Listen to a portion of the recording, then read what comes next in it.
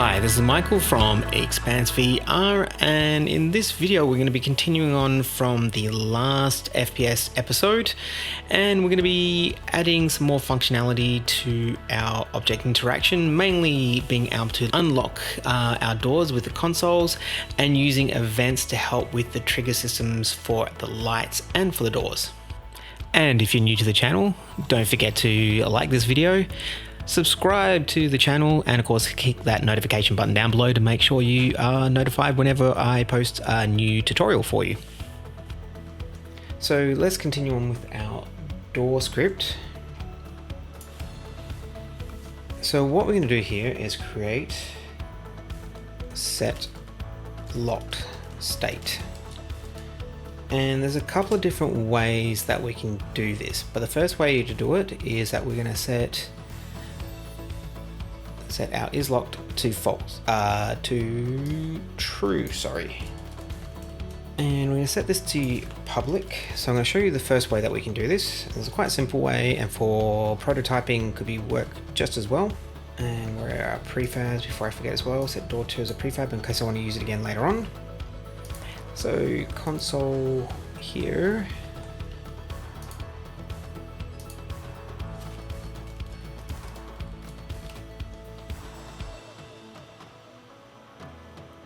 We're going to add the console behavior script to it and open that up. Actually, before we do that, now this one is going to be moving, so we don't need to make a separate empty object for this, but we're going to add a box collider as before, which is going to be what our trigger is. Same thing, just move it. No, not that way. Sorry, it's going to be this way. We want it to sit just in front. Yeah, just like that. Make it slightly wider, so that when we walk into it, that will then allow us to interact. So we're not going to do it as before. When you walk in, it automatically does that. What we're going to do is use the on trigger stay. And how this works is that only is activated when you're actually in the trigger area. Now we could do this a different way. We could do on trigger enter sets a ball off, and on trigger exit sets that ball to false, and during update we can check it, but that means it's going to be running all the time regardless of whether we're interacting with it or not, and that's just a waste of our resources. So what we can do, same thing as before, we want to check to see if player is in collider. We then want to interact with the door to unlock it. And that's pretty much it. The first one is very, very simple. Before I do forget, we want to set our player tag to player. So if other.gameObject.tag equals player. Now the first and easy way is we can do serialized field door behavior, set that to door, and all we need to do is door dot set lock state. And now if we click on our console, which door is this one? This is interactable door. Let's rename that to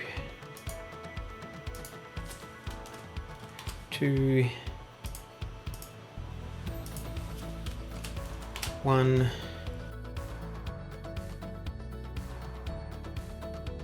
Okay, it says interactable door 2. So we go to our console, drag that into our door, and that should work a treat. So let's give it a test. So walking through, first door works.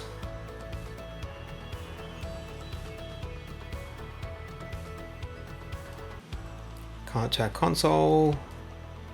We should have just triggered it. We still need to put the player input, which will be the spacebar. Come up here, and our door isn't working. Why is it not working? So what have I got this? I've already got it in debug mode. Push play.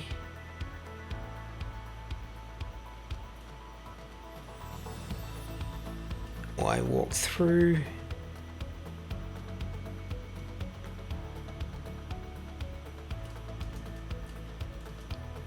And it's not changing its locked state. Why is that?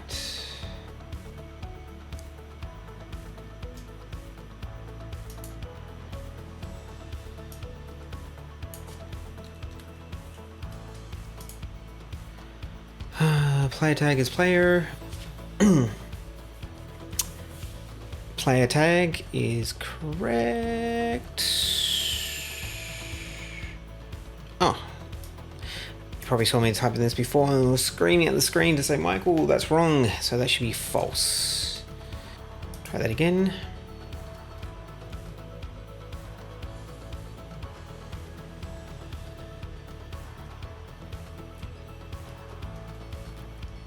Yep, I've just seen it in a debug window change. So we should be good. Should I walk through that one now? Yes. And go all the way through. Yes, perfect. Okay, so what are we left to do? We need to jump back into here. See if player is in Collider. We should also forgot to add input. Actually, no, that won't work that way. Or will it? Let's check. Key code.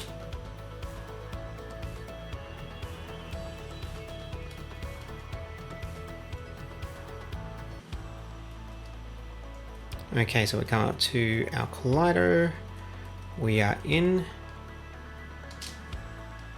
And it works. Okay, so we can put it in there. So now spacebar works.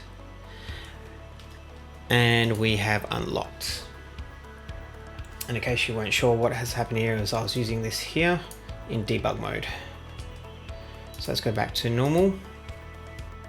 Okay, so that's working all well now. We have our console, which I'll actually put this as a prefab as well. Yep, an original prefab. So now we've got our console, we've got our doors. But the issue we have is that there's no real indication what's happened for us. So let's change this up just a little bit. So in our console,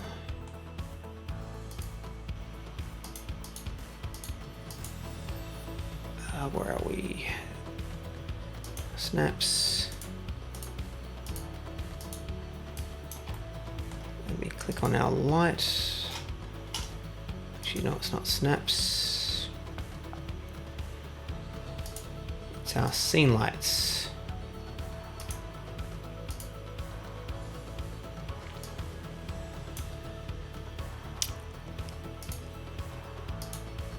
Let's apply all.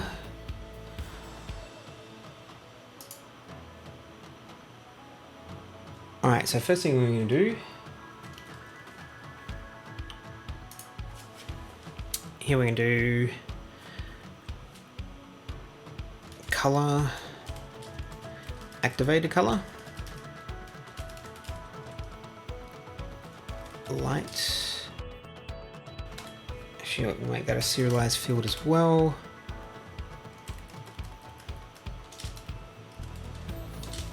And just a note, you actually don't really need these privates put in there. CLS fields are automatically made privates. I just do this because it just makes things stand out and a lot more obvious. Just save that to make sure that everything's working. Yeah, we have our HDRI color here. We're going to pick something like, okay, to a green maybe.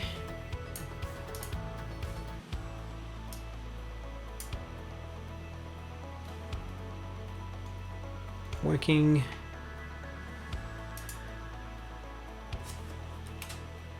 And a light. Color equals activate color. And let's see if that works.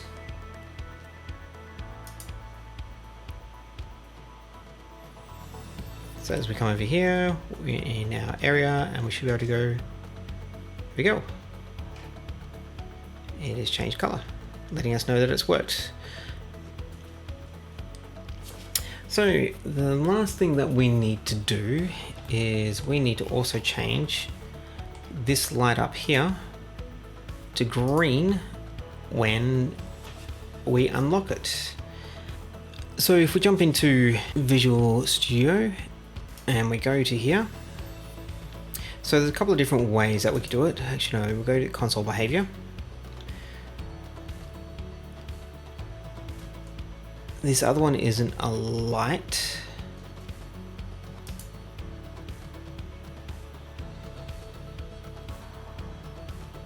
Here we've got a light behavior script on it.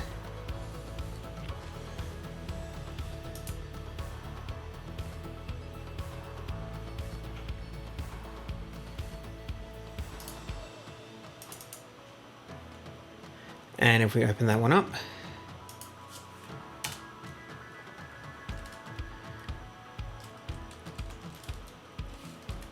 I'm going to renderer. In our start menu, renderer equals get component, cache it, and this one we're going to simply just have a quick function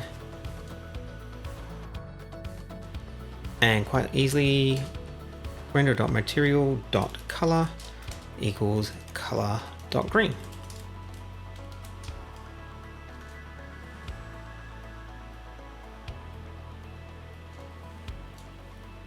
And if we go to our console behavior, we'll do another one up here as well. Call this one door light.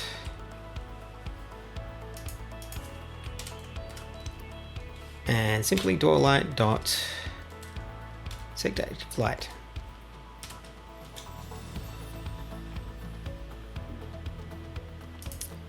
Make sure our console has a reference.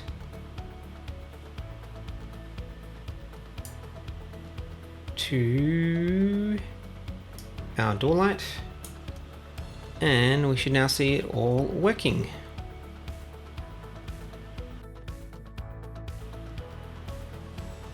So we come up here, hit the button, it's changed, we go up our ladder,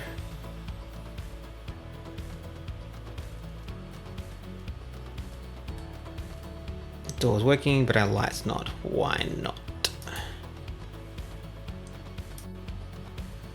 Okay, so if we click on our light, we go to door light material. Oh, okay, because we got it as a mission, not as a color. So we actually need to change that up. This needs to be set color, emission color, color dot green. Try it again.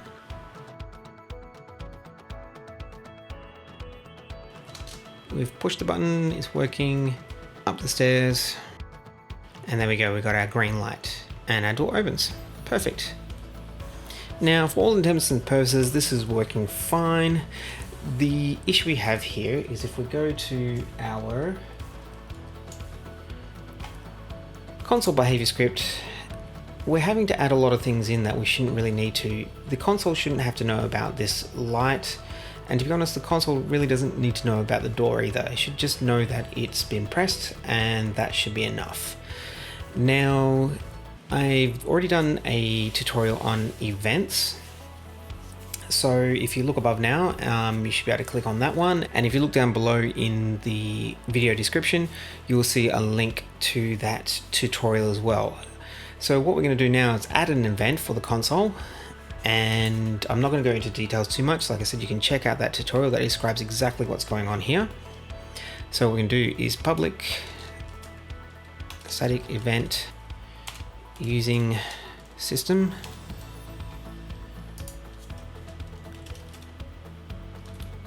on console used. And what we're going to do, we are going to keep this because that's our one, but we're going to comment out these now. And we're going to invoke our on console used. So if we go to our door behavior, we're going to subscribe to it. On console used plus equals set lock state.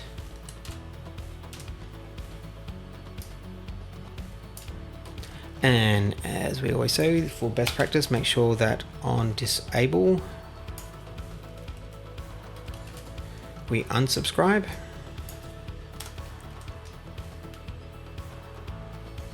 And we're going to do the same thing in our light behavior. But this time our set active light.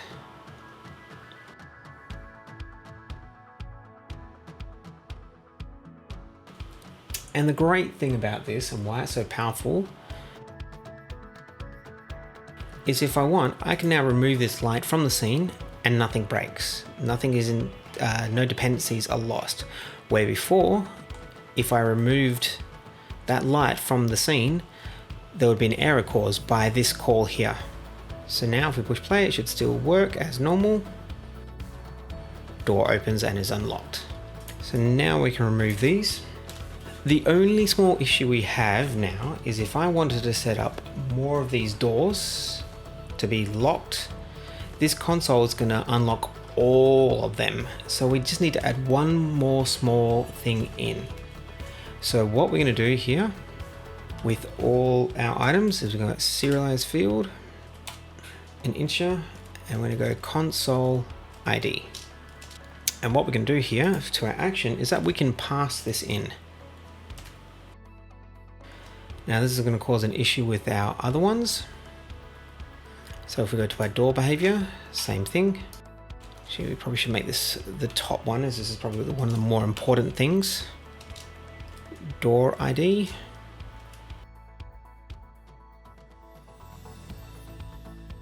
Where are we? Where are we? Set lock state. Bool. Console ID, because that's what's being passed in. And what we're going to do here is check if console ID equals door ID.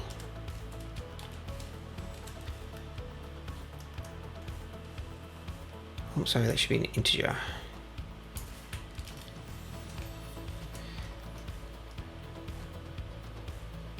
And we'll do the same thing for our light behavior. Int console ID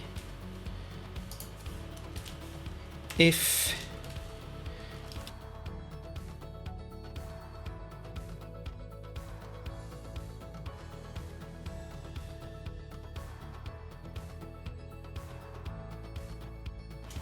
so all that you need to do is when setting up all these is just make sure whatever console that you use, if you come into the console,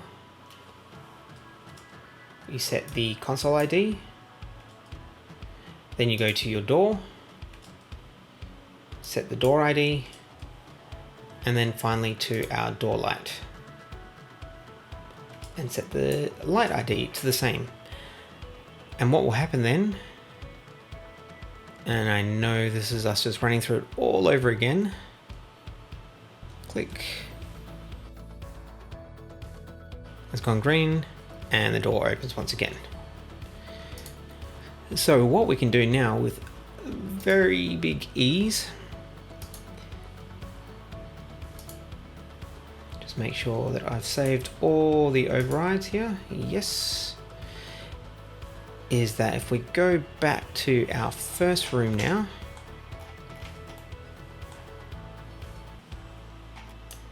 is that I can click on this one here, delete it,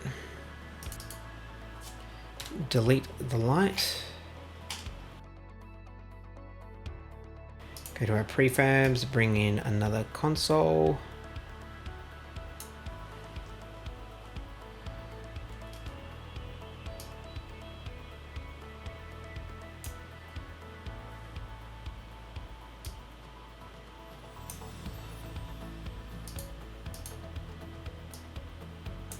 going to be console 2.